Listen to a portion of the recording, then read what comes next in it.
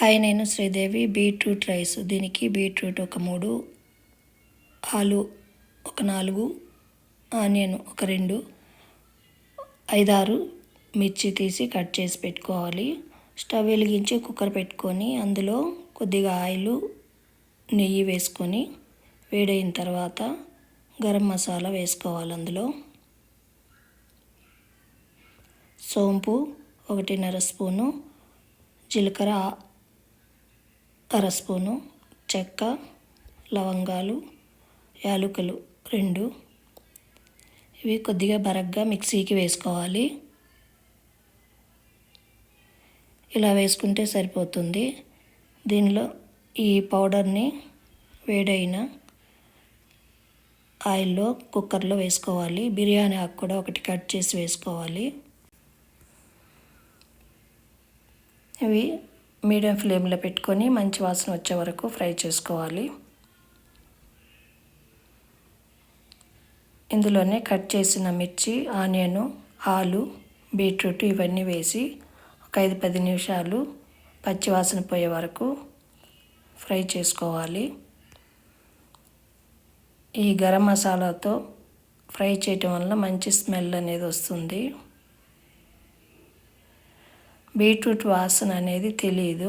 ఇది మసాలాలో ఫ్రై అవ్వటం వల్ల మంచి స్మెల్ వస్తుంది. ఇది బాగా కలుపుకొని పచ్చివాసన పోయే వరకు ఫ్రై చేసి అందులో కొద్దిగా అల్లం వెల్లుల్లి పేస్ట్ కూడా వేసుకొని అది కూడా ఫ్రై చేసుకోవాలి.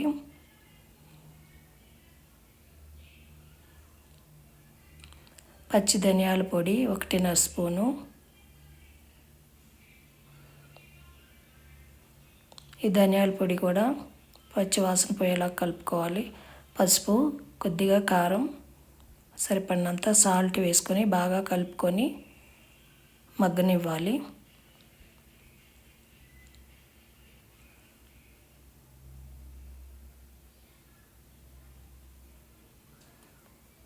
బిర్యానీ రైస్ తీసుకొని ఒక గ్లాస్కి 2 గ్లాసులు వాటర్ వేసుకోవాలి. 2 గ్లాసులు రైస్ తీసుకున్నాను, దానికి 4 గ్లాస్ వాటర్ వేసుకోవాలి. శుభ్రంగా కడిగి ఈ రైస్ని అందులో 4 గ్లాసులు వాటర్ వేసుకోవాలి. ఎక్కువసేపు ఏం నాననవసరం లేదు. ఈ గ్లాస్తో 2 గ్లాసులు రైస్, 4 గ్లాసులు వాటర్ కొలత. ఈ బియ్యాన్ని కుక్కర్లో వేసి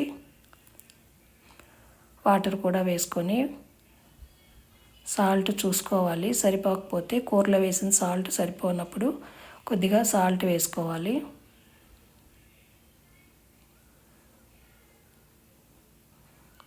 సాల్ట్ బాగా కలిసేలాగా ఒకసారి కలుపుకొని మూత పెట్టి 1 విజిల్ వచ్చిన తర్వాత స్టవ్ ఆపేయాలి. కుక్కర్ మూత పెట్టేసి 1 విజిల్ వచ్చిన తర్వాత స్టవ్ ఆపేయాలి. కుక్కర్ చల్లారిన తర్వాత మూత తీసి బిర్యానీ ఎలా వచ్చిందో ఒకసారి చూసుకోవాలి. వాటర్ ఎక్కువైతే ముద్దగా వస్తుంది. 1 గ్లాస్కి 2 గ్లాసుల వాటరు సరిపోతుంది. దీన్ని ఒక ప్లేట్లోకి తీసుకొని పెరుగు చట్నీతో సర్వ్ చేసుకోవచ్చు.